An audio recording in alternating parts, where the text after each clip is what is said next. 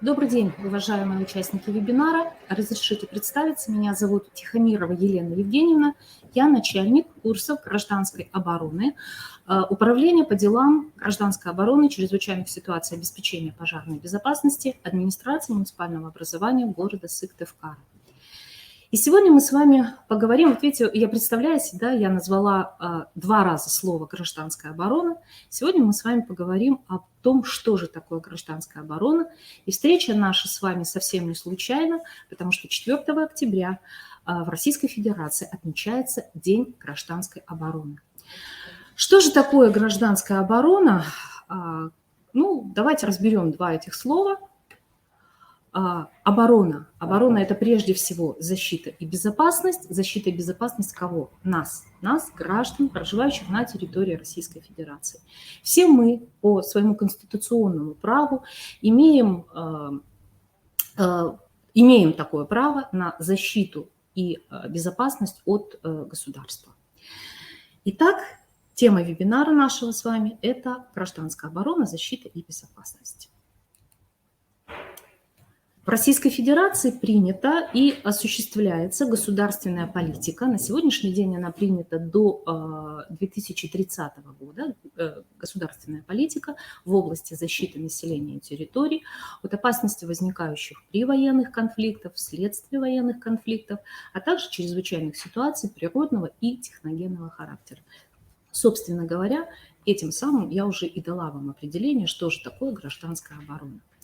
Какие вопросы сегодня мы обговорим в рамках нашего вебинара? Во-первых, немножечко я расскажу по истории создания и развития гражданской обороны в целом в России, также в Республике Коми. Посмотрим, какие нормативно-правовые акты составляют основу гражданской обороны. Разберем систему гражданской обороны в целом в Российской Федерации и как строится система на местах, в образовательных учреждениях, в частности. Ну и поговорим об особенностях подготовки населения в области гражданской обороны. Итак, вопрос первый – это история создания, развития гражданской обороны в России и в Республике Коми. С чего же началось развитие гражданской обороны? Свое развитие гражданская оборона получила во время Первой мировой войны. Почему? Потому что тогда впервые возникла опасность от нанесения воздушных ударов противником, и часть населения подвергалась бомбовым ударам, тем самым допускалась достаточно высокая гибель, и встала проблема, как действовать войскам и людям в условиях воздушного нападения противника. Проблема была решена созданием местной противовоздушной обороны. И в 18 году, в феврале 2018 года, после первой бомбардировки Петрограда, был создан местный штаб противовоздушной обороны, МПВО. Руководил этим штабом Николай Ильич Подвойский. И в марте 2018 года впервые был принят первый документ, который назывался «К населению Петрограда и его окрестностей», который устанавливал правила поведения населения в условиях воздушного нападения. Это был первый документ, определяющий правила гражданской обороны. Следующий этап развития гражданской обороны приходится на 1932-1941 год. В эти годы МПВО занималась тем, что занималась подготовкой населения опять же, к воздушным ударам противника, к применению средств индивидуальной защиты, к строительству укрытий для населения. Активно велась подготовка, активно велись тренировки в это время. И 4 октября 1932 года Совет народных комиссаров утверждает положение о противовоздушной обороне СССР. Вот поэтому с этой даты принято отсчитывать дату образования гражданской обороны. То есть МПВО – это как бы предшественница системы гражданской обороны Советского Союза. Документ в целом утвердил мероприятия, средства защиты населения, территории страны от воздушных опасностей в зоне действия противника. Следующий очень важный этап развития гражданской обороны приходится на Великую Отечественную войну 41-45 годы. С начала войны, с 22 июня 41 года, все штабы и службы местной противовоздушной обороны были приведены в боевую готовность. Чем занималась система МПВО в годы Великой Отечественной войны? Во-первых, это строительство, восстановление убежищ и укрытий, проведение аварийно-восстановительных работ, да, все города, села были разрушены, приходилось очень много сил затрачивать на их восстановление, ликвидация последствий бомбардировок, обучение населения способам защиты от военных нападений и, конечно же, проведение эвакуационных мероприятий. На самом деле именно эвакуация населения, эвакуация предприятий в годы Великой Отечественной войны, ну, скажем так, ее развитие имело самый пик. Приведу вам такой пример, что 1500 предприятий к августу 1941 года были полностью эвакуированы с персоналом, с оборудованием в ту часть страны, в азиатскую часть страны, которая, да, у нас не подвергалась нападению противника. На самом деле это очень большие объемы и размеры. Ну, после того, как закончилась Великая Отечественная война, наступает следующий этап развития гражданской обороны. Ну, длится он условно с 45 по 61 год. Конечно же, в эти годы основные задачи гражданской обороны – это восстановление разрушенных городов, разрушенных сел, разбор завалов, строительство дорог, восстановление предприятий и так далее. Но еще что происходит в этот период? В октябре 1948 года происходит одно из самых жутких землетрясений в городе Ашхабаде. Город Ашхабад был разрушен практически полностью, и силы гражданской обороны были брошены еще на восстановление данного города, также на разбор завалов, на строительство, на поиск пострадавших, погибших и так далее. Следующий этап, 61-68 год. В эти годы на базе местной противовоздушной обороны создается система гражданской обороны СССР, то есть меняется название. И становится вопрос о современных способах защиты населения, народного хозяйства. Ну и все мы знаем из истории, что именно в эти годы особо остро встала проблема ядерной опасности, ракетно-ядерной войны, и силы гражданской обороны были направлены как раз на то, чтобы обучить население мерам защиты от ядерной угрозы. В то время гражданская оборона подчинялась войскам, и руководителем гражданской обороны был маршал Советского Союза Чуйков Василий Иванович. Так, далее. Следующий этап развития гражданской обороны 86-91 год. Именно на этот период у нас приходится огромное количество техногенных аварий, техногенных катастроф. Ну, самое известное 86 год – это авария на Чернобыльской атомной электростанции, это землетрясение в Армении, взрывы на станции Арзамас, аварии на химкомбинатах, аварии на заводе «Полимер». Силы гражданской обороны были брошены на ликвидацию последствий аварий, на эвакуацию населения, на ликвидацию возникающих пожаров. В этот период гражданской обороны также руководил генерал армии, да, то есть гражданская оборона еще относится к войскам именно армии, и руководил им тогда Говоров Владимир Леонидович. И самое важное, что происходит в этот период. Чернобыль, да, еще раз вспоминаем землетрясение в Армении. Что происходит? То, что становится понятным, что войска гражданской обороны в первую очередь готовились к работе в условиях военных конфликтов, военных действий. А вот то, что происходит у нас, казалось бы, мирное время, когда случаются техногенные катастрофы и природные явления, да, такие как землетрясения, силы гражданской обороны, направленные на ликвидацию их последствий, к этому не готовы. Проанализировав данную ситуацию, в 1992 году система гражданской обороны немножко видоизменяется, и создается вторая система, система предупреждения и ликвидации чрезвычайных ситуаций, единая государственная система, которая носит название РСЧС. Таким образом, начиная с 1992 года по сегодняшнее время функции немножко разделены. Система гражданской обороны решает задачи по защите населения и территории в военное время, а система РСЧС решает те же самые задачи по защите населения и территорий в мирное время. Ну, то есть то, что происходит у нас сейчас.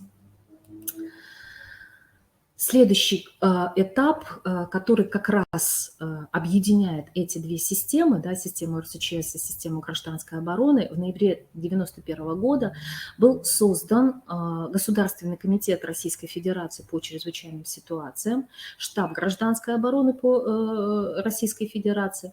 Они объединяются в Государственный комитет по делам гражданской обороны, чрезвычайных ситуаций, ликвидации последствий стихийных бедствий.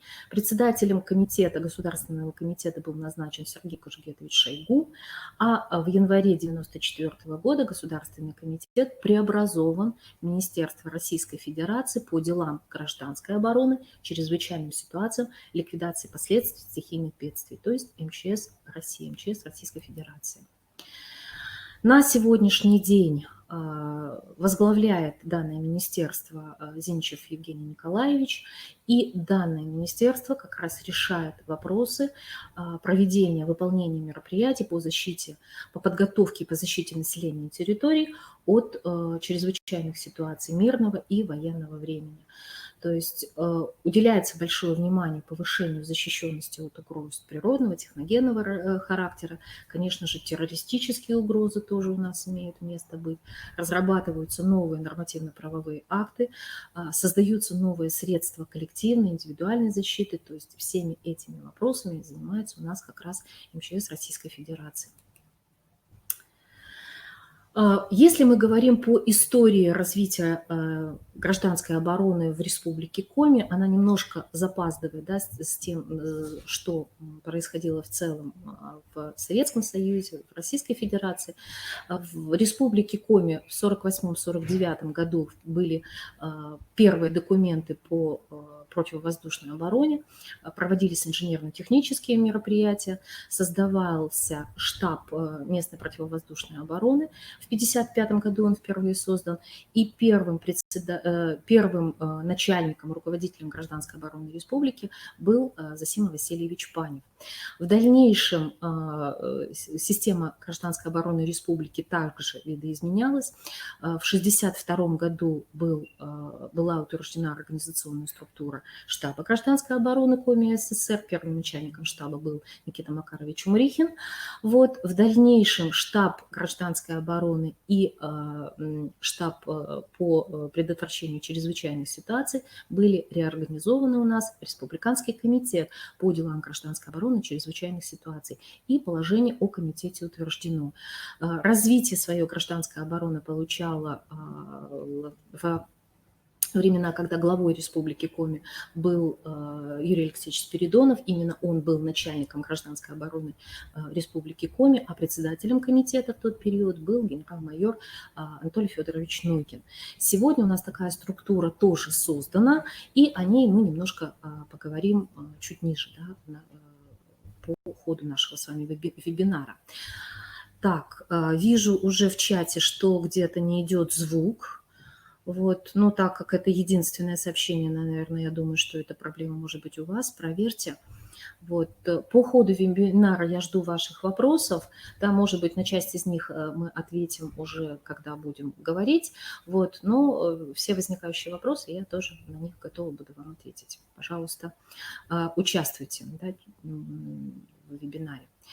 Так, следующий вопрос по нормативно-правовым основам гражданской обороны. Что у нас регулирует гражданскую оборону? Основной нормативно-правовой акт, который полностью устанавливает права и обязанности всех органов власти и граждан, это 28-й федеральный закон о гражданской обороне, утвержденный 12 февраля 1998 года. На самом деле документ очень живой, он постоянно изменяется, и в 2020 году уже тоже изменения у нас были в данном законе. То есть постоянно нужно отслеживать изменения, которые вносятся в данный нормативный документ. 28-й федеральный закон вводит понятие, что же такое гражданская оборона, определяет задачи гражданской обороны, устанавливает полномочия органов власти на всех уровнях, определяет права и обязанности граждан Российской Федерации в области гражданской обороны, устанавливает порядок руководства системой и определяет состав сил гражданской обороны. Немножко, да, о том, вот о чем я сейчас говорила.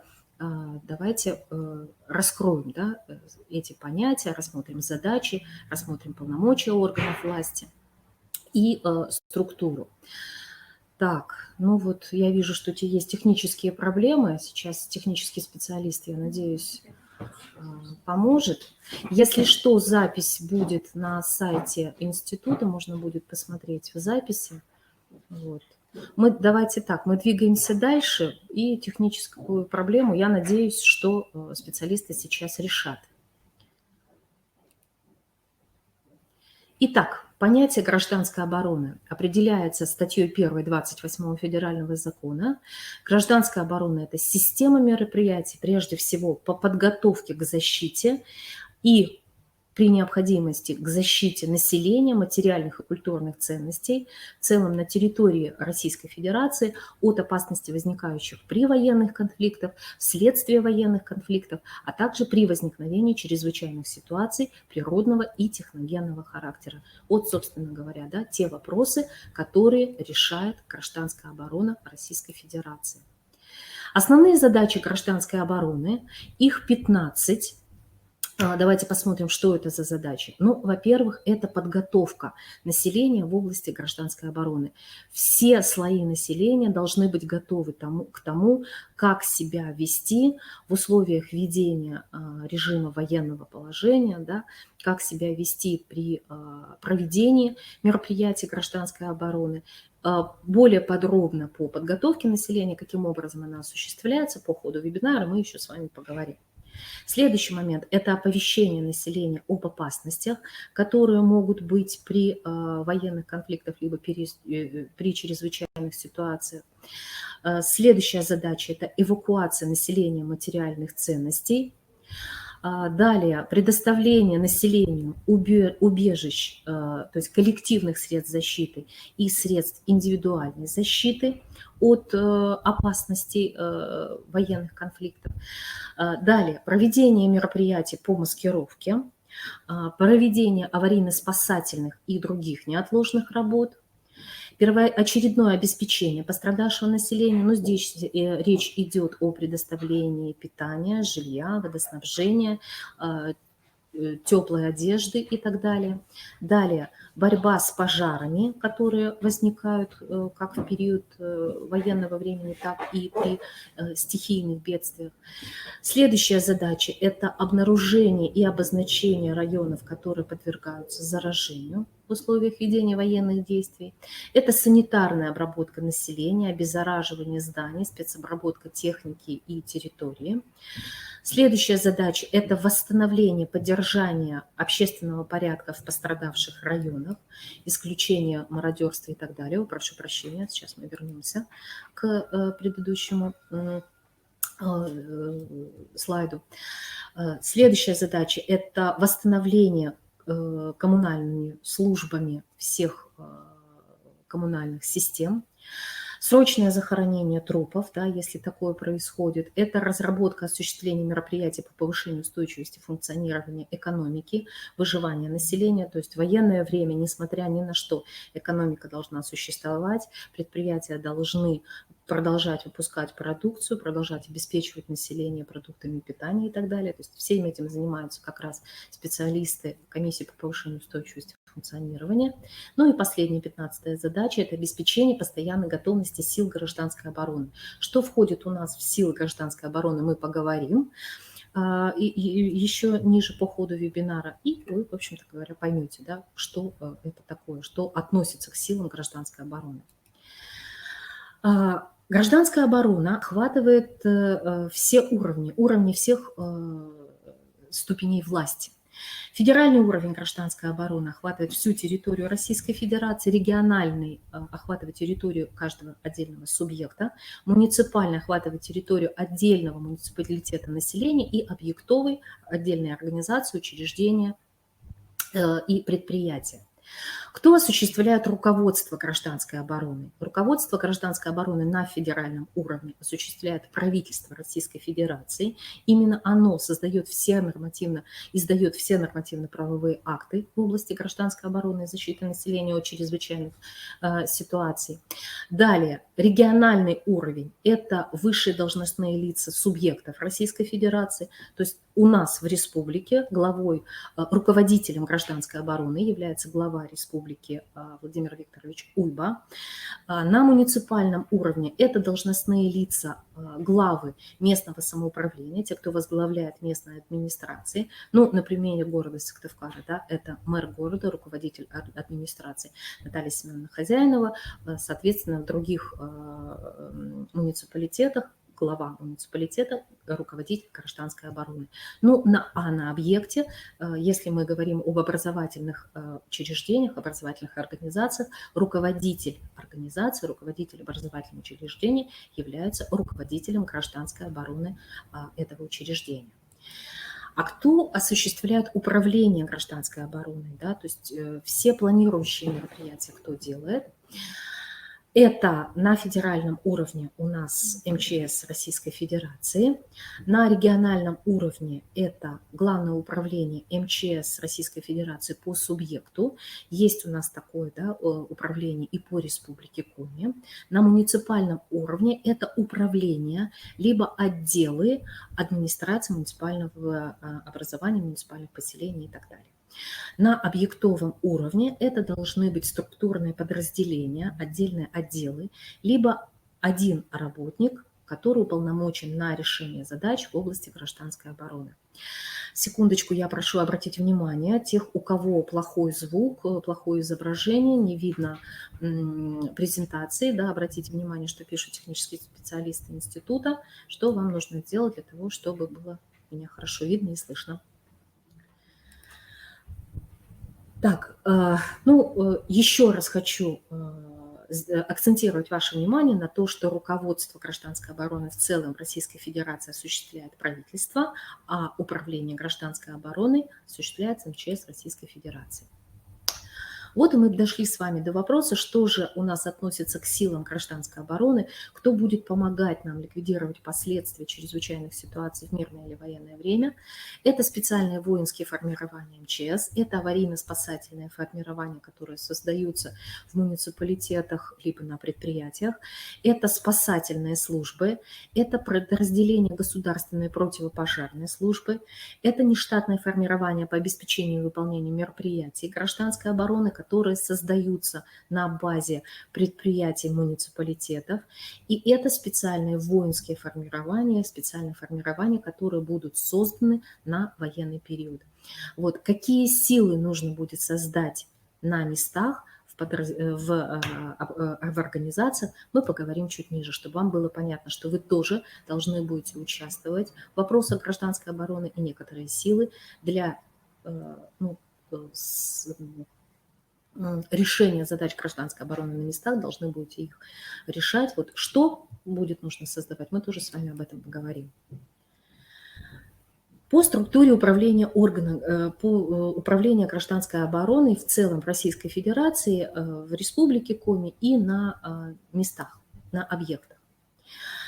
МЧС Российской Федерации, как мы уже говорили, осуществляет управление гражданской обороной и системой предупреждения и ликвидации чрезвычайных ситуаций, то есть организует работу по ликвидации чрезвычайных ситуаций в мирное и военное время.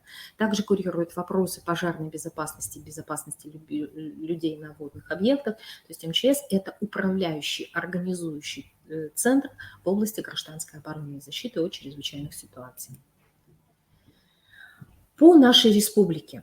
В нашей республике Существует Главное управление МЧС России по Республике Коми. Начальником Главного управления является полковник внутренней службы Пархамович Алексей Анатольевич.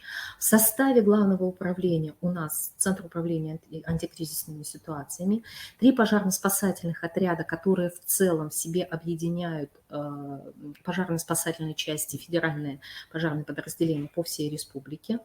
Это Сыктывкарский филиал Северо-Западного поисково-спасательного отряда МЧС России, специализированные технические части,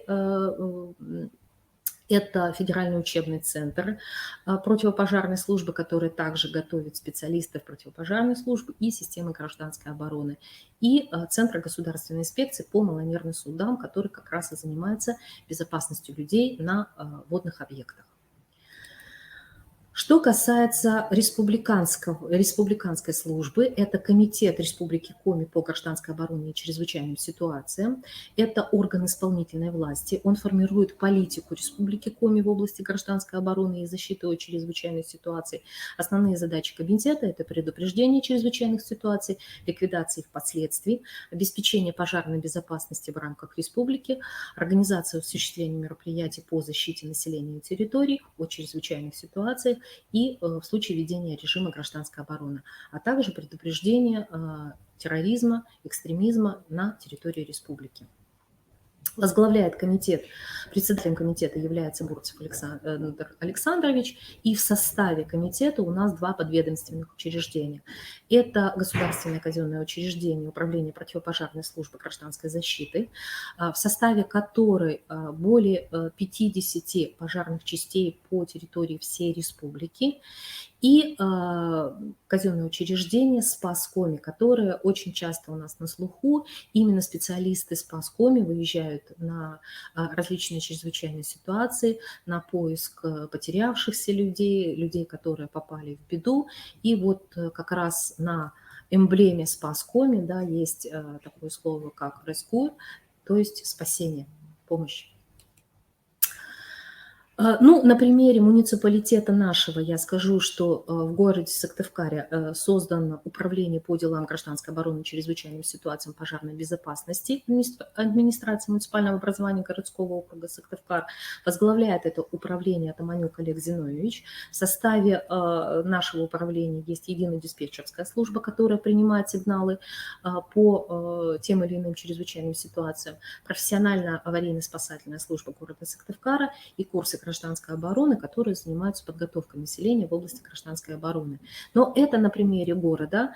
Если участниками вебинара являются представители других муниципалитетов Республики Коми, вы должны знать и понимать, в каждом муниципалитете, в каждом сельском поселении есть специалисты, которые отвечают за гражданскую оборону, то есть защиту населения вашего муниципального образования от чрезвычайных ситуаций. То есть либо это управление, либо это отдельный отдел.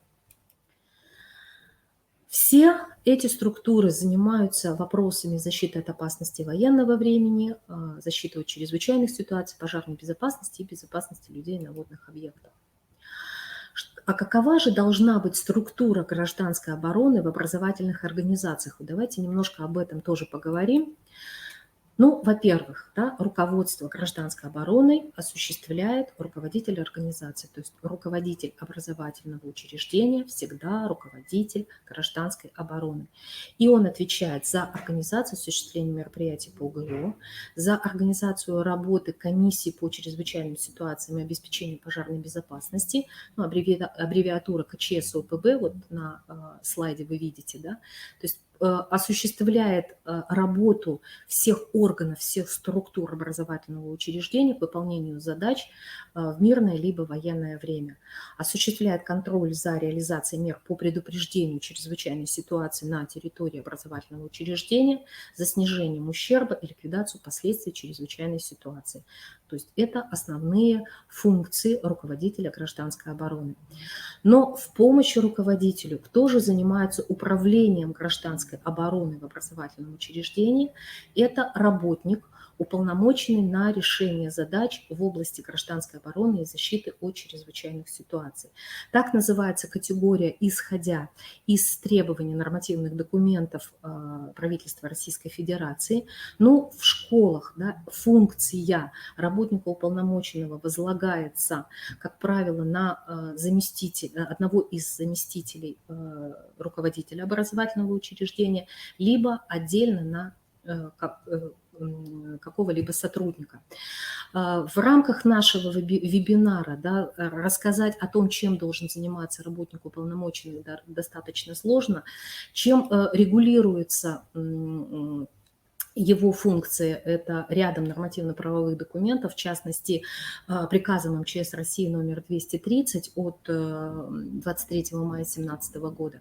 Ну, я скажу так. Коротко, обязанности уполномоченного образовательной организации – это три обязанности, три задачи. Это организация взаимодействия с органами местного самоуправления по вопросам получения сведений о прогнозируемых чрезвычайных ситуациях, которые могут возникнуть, да, при военных конфликтах, вследствие военных конфликтов, а также чрезвычайных ситуациях природного и техногенного характера. То есть вы такие исходные данные должны получить от своего муниципального образования, от руководства муниципального образования.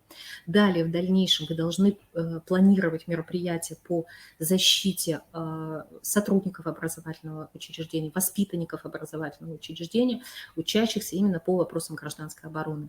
И осуществлять, организовывать подготовку работников, обучающихся способам защиты, проведению мероприятий по вопросам гражданской обороны, то есть защиты от чрезвычайных ситуаций в мирное либо военное время. То есть это основные задачи вот как раз уполномоченного. Так, прошу прощения.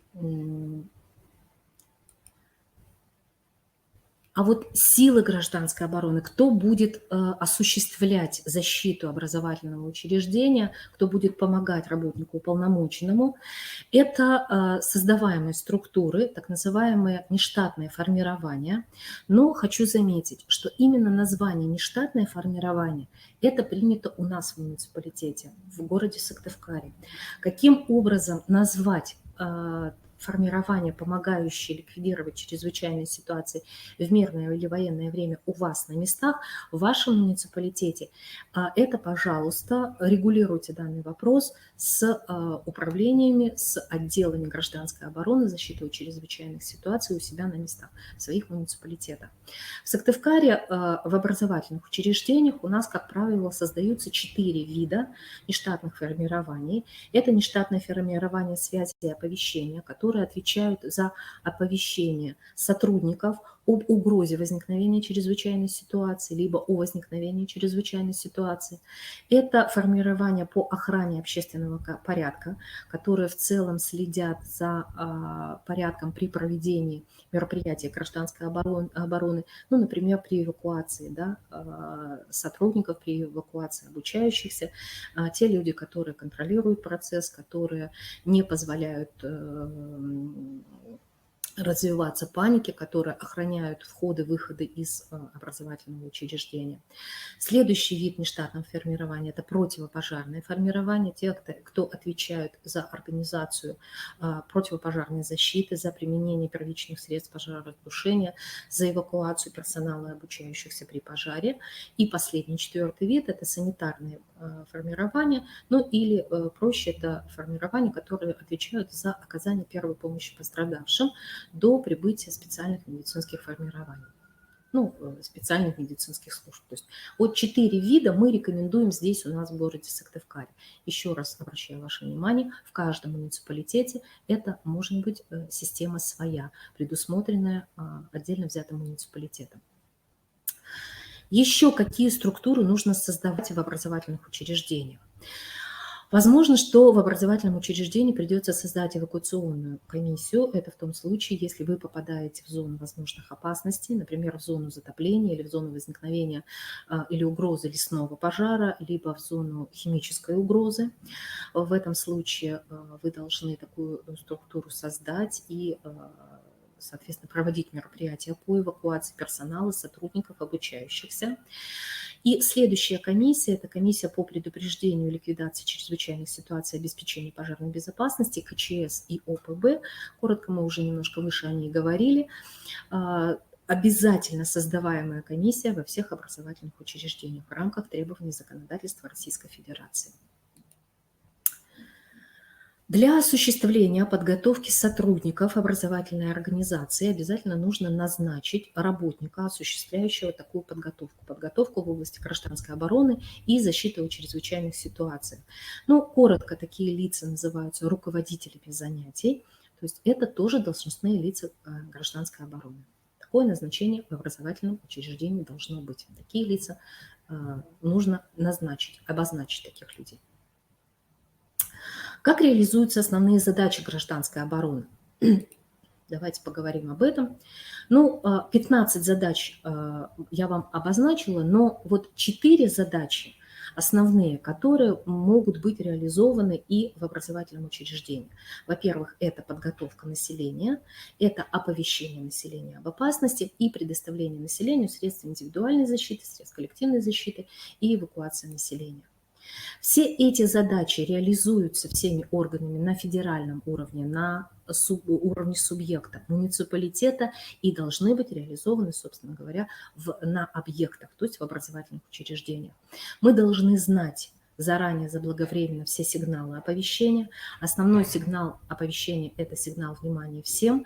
Я думаю, что сирены, да, время от времени каждый из нас слышал, знает, что эта сирена обозначает, что нужно прослушать информацию, что же происходит и что нам нужно делать. Ну, сегодня в условиях, да, развития коронавирусной инфекции, я думаю, что многие муниципалитеты включали данные сирены и проговаривали информацию, доносили до населения информацию, какие меры защиты должны быть предприняты. Вот это один из сигналов оповещения. Если происходят какие-то серьезные чрезвычайные ситуации, то сигнал оповещения внимания всем – это прерывистые гудки предприятия либо вой сирен, после которых нужно в обязательном порядке включить радио, телевидение, прослушать, что же произошло, и будут даны рекомендации населению о том, какие действия нужно производить. Следующий момент – это предоставление населению средств индивидуальной защиты. Я хочу сказать вам о том, что создание запасов средств индивидуальной защиты на республиканском уровне осуществляется, и в случае необходимости все государственные запасы будут раскрыты, и населению такие средства защиты будут предоставляться. То есть заранее, заблаговременно мы уже готовимся к этой ситуации и накапливаем запасы средств индивидуальной защиты. Что касается эвакуации населения, в каждом муниципалитете определены положения по эвакуации, то есть мы понимаем, либо население нашего муниципалитета, части города эвакуируется, либо мы принимаем, наоборот, эвакуированных, это в основном касается сельских поселений. Вот, но в любом случае, да, если мы все-таки эвакуируемся, мы должны знать заранее, опять же, заблаговременно, относимся ли мы к территориям эвакуируемым. Ну, а при эвакуации должен быть всегда готов такой тревожный чемоданчик, в котором документы, деньги, какие-то средства принадлежности первой необходимости, свечи, фонарики, свистки, спички, вода из расчета на несколько дней, высококалорийная еда, консервы, продукты, медикаменты, одежда, обувь, теплые вещи, пледы, средства гигиены и некий набор инструментов. Да, это на тот случай, если мы все-таки с вами эвакуируемся. По особенностям подготовки населения в области гражданской обороны, что мы здесь должны предусмотреть и каким образом это касается образовательных учреждений, организаций. 28-й федеральный закон определяет обязанности граждан Российской Федерации, в числе которых это оказание содействия органам государственной власти в решении вопросов гражданской обороны, это прохождение обязательной подготовки в области гражданской обороны. Поэтому такая подготовка – это обязанность любого гражданина Российской Федерации. И осуществлять мы ее должны в том числе и на местах. Также принимать участие в проведении мероприятий по гражданской обороне. Это участие в учениях и тренировках, которые сейчас в рамках проведения Дня гражданской обороны у нас как раз и проводятся. Различные командно-штабные учения, многие из которых в них участвуют. Такие знания, умения и навыки постоянно совершенствуются, то есть подготовка в области гражданской обороны, она у нас осуществляется постоянно на ежегодной основе. По полномочиям и обязанностям в области подготовки населения правительство Российской Федерации определяет порядок подготовки населения, порядок подготовки граждан.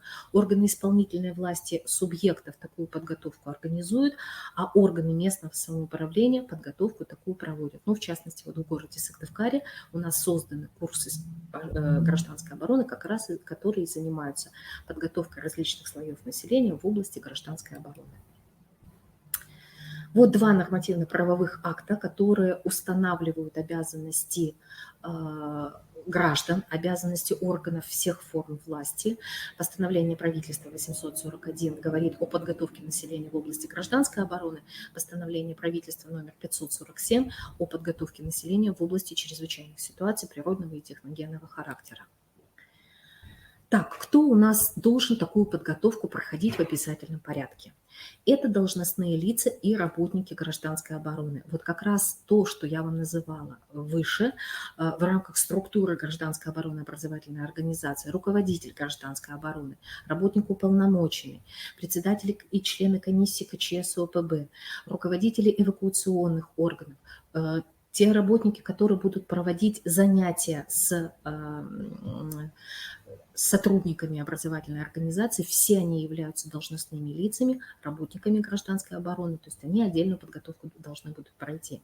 Личный состав формирования, вот 4 формирования, которые я вам обозначила, тоже должны проходить отдельную подготовку. Рабочее население, то есть все рабочие и служащие предприятий, в том числе организации образования, не входящие в состав образования, не являющиеся должностными лицами по гражданской обороне, должны такую подготовку проходить. Неработающее население – это следующая категория, которая у нас проходит подготовку. Ну и обучающее население, начиная от детских дошкольных учреждений и заканчивая учреждениями высшего профессионального образования, тоже подготовку проходит. Каким образом осуществляется подготовка и где проходит обучение? Должностные лица, специалисты гражданской обороны проходят обучение на курсах гражданской обороны муниципальных образований. Если говорить о республике, курсы гражданской обороны у нас действуют в 3 городах. Созданы они в городе Сыктывкаре, в городе Ухте и в городе Воркуте.